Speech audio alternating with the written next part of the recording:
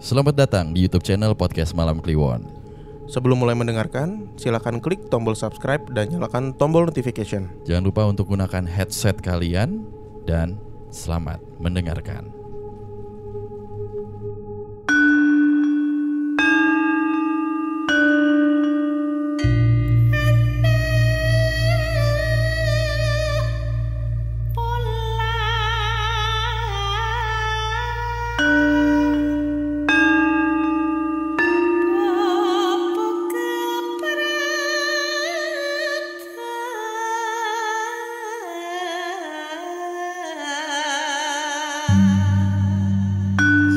Panggirawiti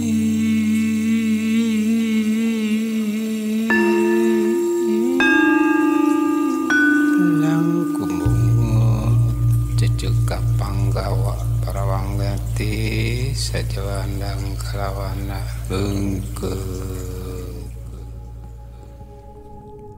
Halo, Ya ngapain? kita Gitu-gitu. balik lagi bro. Baca cerita lagi ya. Aduh. Oke. Tadi kan lo bilang tahaknya sempol ya. Ntar dari kemarin tuh pada penasaran. Apa? Selalu nyebut sempol. Emang pada nggak tahu? Oke. Selagi Bimo ngambil sempol, jangan lupa untuk subscribe. Ada di vlog sih. Oh, udah ada ya. Kayak contoh iklan lah. Ya udah. Taruh sini Ini deh. loh guys, sempol. Enggak kelihatan kedengeran. Jadi ini loh, ini ritualnya podcast Malam Kliwon nih, sempol. Jadi, ayo dong, fokus dong. Nggak bisa ya bang ya? Nggak bisa lagi. Dah. Ya pokoknya gitu dah. Ini tuh Ayam tepung. ayam tepung lah. Ini nugget, hampir kayak nugget ya. Tapi ayamnya ya paling 3% lah. Sisanya tepung dan telur. Gitu, enak loh guys. Jadi ASMR tuh ya. Mm-mm. Oke. Sembari Bimo makan sempol, gue baca cerita nih. Tutup loh. Udah lama gak makan, enak banget. Enak banget kan? Iya, anjir. Kacau. Ntar lo nih, kita baca dulu. Gas. Halo bang, salam kenal. Namaku Dimi. Jadi ini cerita dari mamaku sendiri. Mama tuh emang dari kecil udah punya kemampuan untuk melihat makhluk lain. Sampai-sampai kadang gak bisa bedain mana yang manusia, mana yang jelmaan. Waktu itu kejadiannya aku nih belum lahir. Jadi aku cuma 2 bersaudara sama kakakku perempuan dan jarak umur kita tuh 6 tahun. Waktu itu kakakku masih bayi dan emang dari kecil kita tinggal di rumah yang sampai sekarang kita huni di Malang. Kita nggak pernah pindah rumah semenjak orang tua menetap di Malang. Dulu mama sering banget ditinggal berdua doang sama kakakku dari pagi sampai siang. Karena papa selalu kerja sampai sore dan semenjak pindah ke Malang, orang tuaku tuh belum kenal siapa-siapa. Jadi nggak berani buat sewa jasa pembantu. Alhasil mama kerepotan banget ngurus kakak yang masih bayi dan juga mengurusi keperluan rumah sendirian. Tapi mamaku bilang selalu aja ada yang nemenin kakakku kalau mama lagi kerepotan di dapur. Anjir. Jadi saat mama sibuk, mama selalu ngeliat ada orang yang jagain kakak di deket tempat tidurnya dan kata mama auranya tuh baik. Bahkan kakakku gak pernah nangis saat dideketin makhluk yang mama sendiri tuh gak tahu itu siapa. Tapi kalau mama sering ngeliat dan perhatikan sih, lama-lama sosok itu mirip ibunya alias nenek yang sudah lama meninggal saat mamaku masih kecil. Tapi ya udah, mama gak ambil pusing karena balik lagi. Toh makhluk itu malah bantu mama jagain kakak dan gak ganggu apa-apa. Salah sih, belum ganggu lebih tepatnya. Semuanya biasa-biasa aja. Sampai suatu siang, saat itu kakakku yang masih bayi lagi ditidurin sama mama di ayunan depan di ruang tamu. Mama meninggalkan kakak yang tertidur untuk menyiapkan makan siang di dapur. Saat itu di rumah, lagi-lagi tinggal mereka berdua aja nih. Saat mama lagi repot-repotnya di dapur, mama selalu nyempetin untuk berhenti sebentar, mengintip keadaan kakak, dan memastikan kalau kakak baik-baik aja. Kebetulan waktu itu rumah belum banyak direnovasi. Jadi dari ruang tamu bisa lurus ngeliat ke arah ruang makan dan dapur. Belum ada sekatnya. Ya. Juga jarak dari dapur dan ruang tamuku tuh gak terlalu jauh. Jadi mudah aja buat mama untuk sekedar melongok ke ruang tamu sebentar. Siang itu saat pertama mama menengok kondisi kakak, lagi-lagi mama melihat ada sosok yang menjagai kakak seperti biasanya. Ya udah, mama lanjut bekerja di dapur.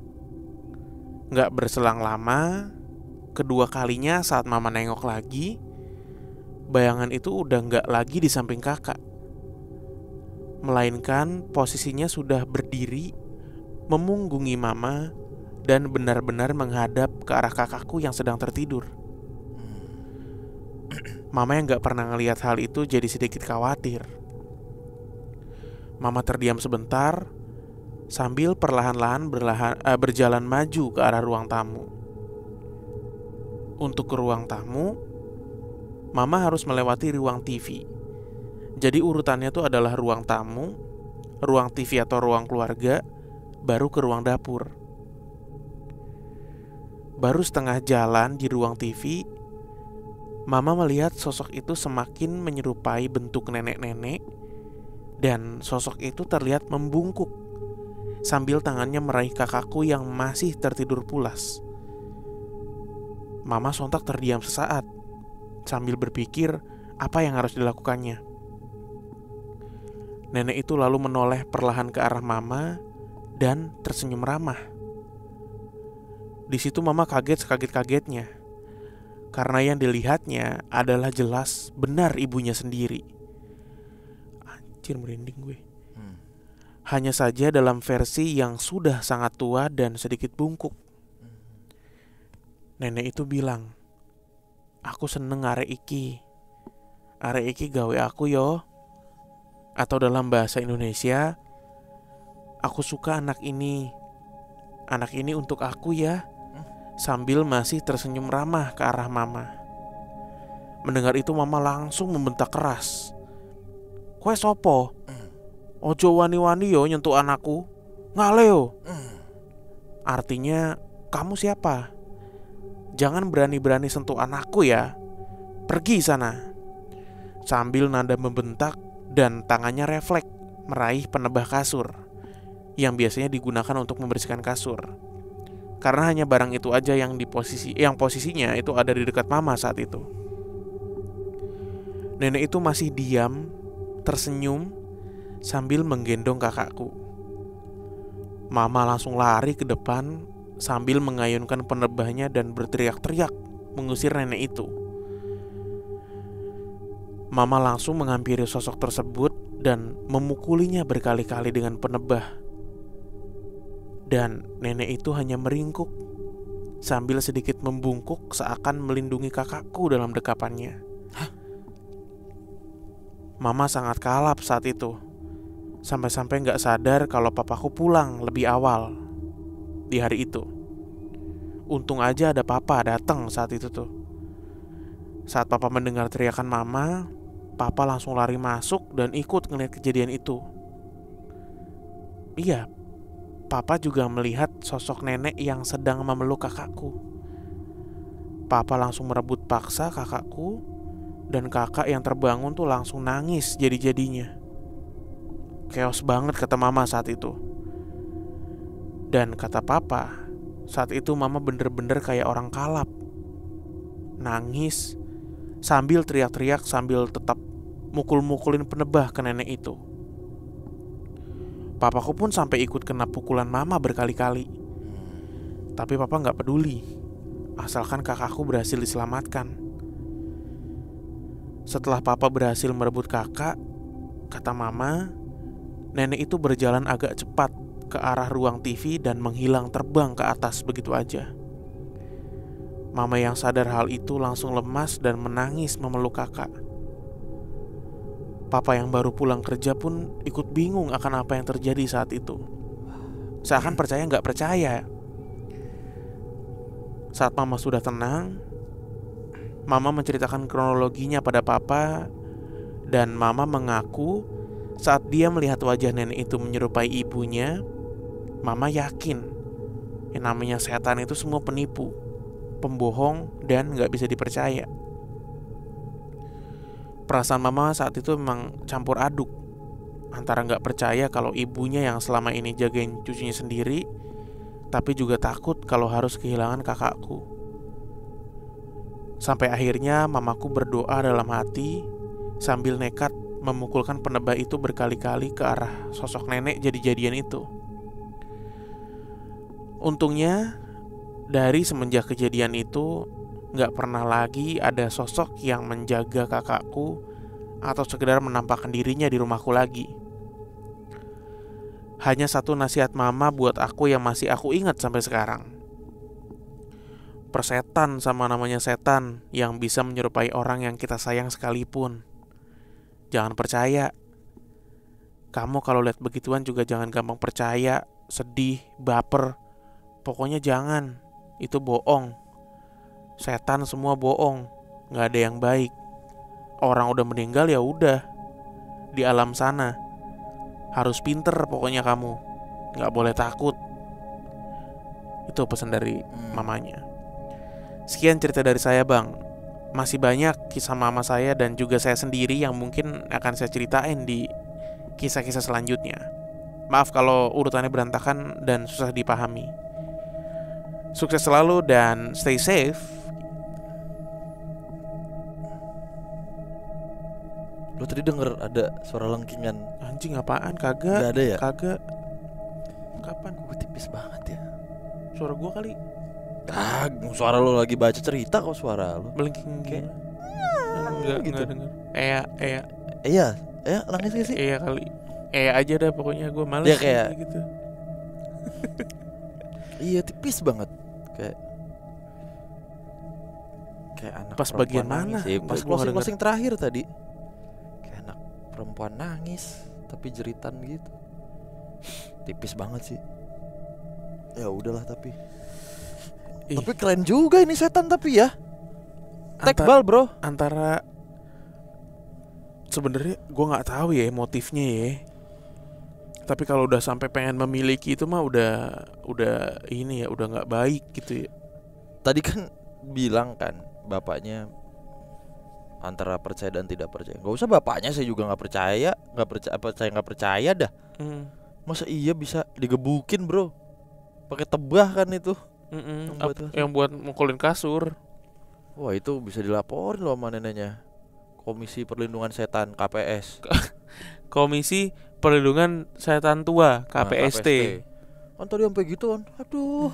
Ada pion. Orang nenek Jawa kan. Tapi nenek Surabaya li. Gimana itu? Bahasanya beda kan sama nenek Jogja. Logat doang. Beda kan aksennya. Jancok lo. Kacau. Goblok. Kalau gue sih pas ketemu nenek-nenek itu, gue tanya, kamu ngapain di sini? Ngopi Pak. Ngopi doang. Pak. Nggak bernyanyi. Nek, ngapain di sini? Ngopi doang. Nggak bernyanyi. Tadi kamu minum-minum di sini. Kalian minum-minum di sini. Jamet. Ada yang kayak gitu. Ini kalimatnya tuh. Apa kalimatnya lupa gue. Berapa gelas kau minum? Oh iya. 3 gelas. 3 gelas. Jamet, benar kamu. Jamet, anjing dikatain jamet ya goblok. Jamet. Oh gitu. Iya. Jamet. Bernyanyi. Lucu. Tadi saya kan gue mabar ML kan sama Baldut. Baldut cerita, Mas, gue pernah gitu kan, open mic kan. Gue pernah nih lagi main, pokoknya kalau musuhnya tuh mainnya cupu, gue iniin lah, gue kata-katain kan. Musuhnya cupu dikatain sama Baldut di chat gitu. Kalian ojol mabar ya? Iya. Tahu nggak dibalas apa? Emang apa hubungannya bang sama profesi kami? Ya beneran. Tolong. Ya. Aduh, terdiam lo tanya. Aduh. Aku diem mas. Ya. Aku diem mas katanya mas. Ya beneran. Balut goblok ya. Dikeroyok lu. Emang apa hubungannya dengan profesi kami? Lagian iseng banget bisa pas. Itu sebuah probability yang 1 banding berapa pak? 1 banding sekian lah. Sekian. Kalian ojol mabar ya. Hahaha. Iya gitu. Nggak usah bawa-bawa profesi mas. Beneran. Aku langsung diem mas, pucet aku mas katanya.